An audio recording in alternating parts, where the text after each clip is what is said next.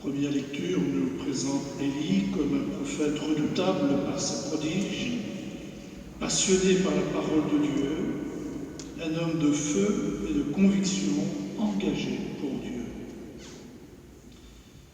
Et dans l'Évangile, Jésus discute avec ses disciples en descendant de la montagne où ils viennent de vivre la transfiguration.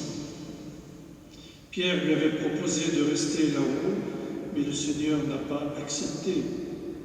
Eux, qui viennent de partager brièvement la gloire de Dieu, sont déconcertés, ne comprenant pas que le Messie soit venu avant le prophète Élie, qui devait tout préparer. Élie est déjà venu, annonce Jésus. Or, le nouvel Élie, c'est Jean le Baptiste. C'est lui, Jean, qui a préparé la route, mais les gens de ce monde ne reconnaissent pas les hommes de Dieu. Les puissants de la terre ne reconnaissent pas la divinité de Jésus-Christ. C'est Jean-Baptiste qui le désignera l'agneau de Dieu. C'est donc avec un regard neuf et un cœur nouveau que nous pourrons reconnaître les envoyés de Dieu qui nous préparent à accueillir celui que nous nous apprêtons à fêter dans la nuit de Noël.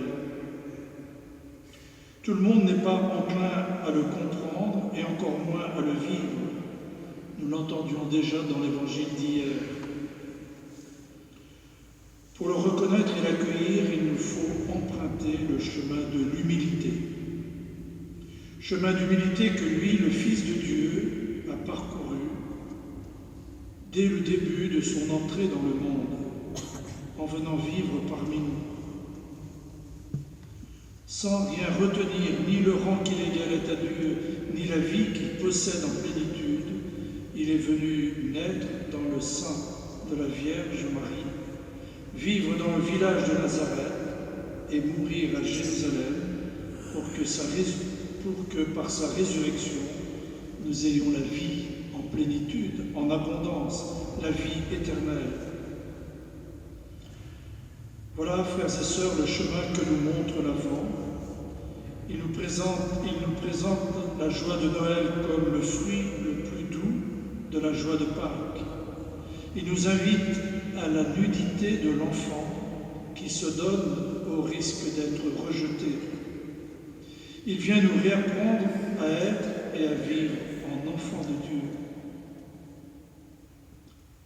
Avec toute l'Église en ce jour et en cette fête de Saint Jean de la Croix, prions.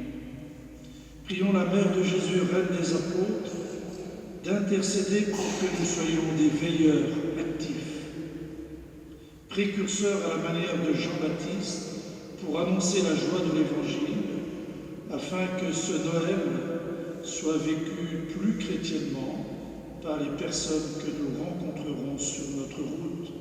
Soyons des veilleurs missionnaires.